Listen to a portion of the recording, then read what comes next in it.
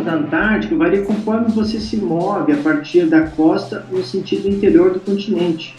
E isso é impulsionado por diferentes fatores. Um deles é a diferença de elevação.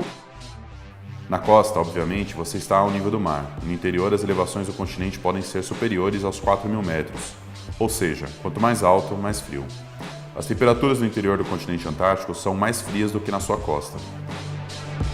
O oceano que circunda a Antártica é um dos lugares mais tempestuosos do nosso planeta, principalmente pelo fato da Antártica não possuir nenhuma conexão com outros países, tornando o caminho livre para a formação de tempestades, pois não existe formação de barreiras físicas.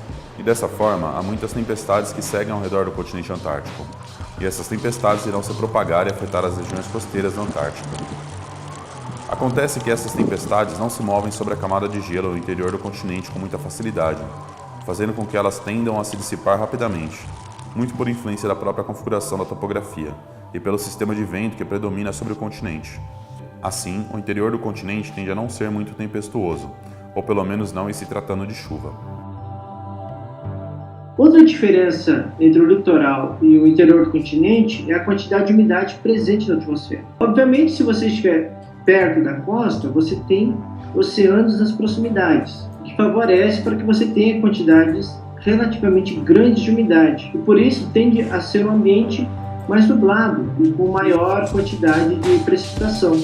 Considera-se precipitação todas as formas de água, líquida ou sólida, que caem das nuvens alcançando o solo. Entre as diferentes formas podemos citar garoa, chuva, granizo, cristais de gelo, neve, entre outras formas. Quando nos movemos para o interior do continente, há pouca umidade disponível, há pouca cobertura de nuvens e, consequentemente, pouca precipitação.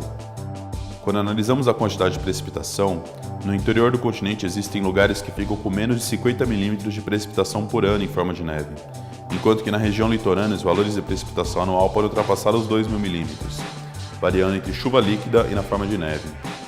Para você ter uma ideia do que significa isso, a precipitação média anual do estado de São Paulo é de 1.500 milímetros. Como podemos observar, a Antártica recebe pouca precipitação anualmente. E este fato talvez seja contraintuitivo, porque pensamos que a Antártica, com toda a sua imensidão de cobertura de gelo, pudesse receber grandes quantidades de precipitação. Sendo assim, como podemos obter essa quantidade de gelo se a Antártica recebe apenas alguns milímetros de precipitação todos os anos?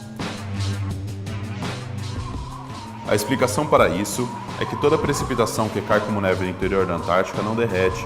As temperaturas são tão frias que as camadas de neve vão acumulando ano após ano, década após década, século após século, até que tenhamos centenas de metros de neve acumulada. Estima-se que as primeiras camadas de gelo na Antártica surgiram há aproximadamente 34 milhões de anos atrás. Outra característica peculiar da Antártica é em relação ao vento. A Antártica é o continente mais ventoso do planeta, cujos ventos medidos na superfície do continente ultrapassam os 320 km por hora. Há certos locais em torno da Antártica, especialmente próximo à costa, onde os ventos são muito intensos. Os pesquisadores do clima na Antártica estudam os padrões climáticos do continente e investigam relações entre a sua atmosfera e a do oceano circundante. Essa pesquisa se torna ainda mais importante com as preocupações sobre o aumento das mudanças climáticas globais.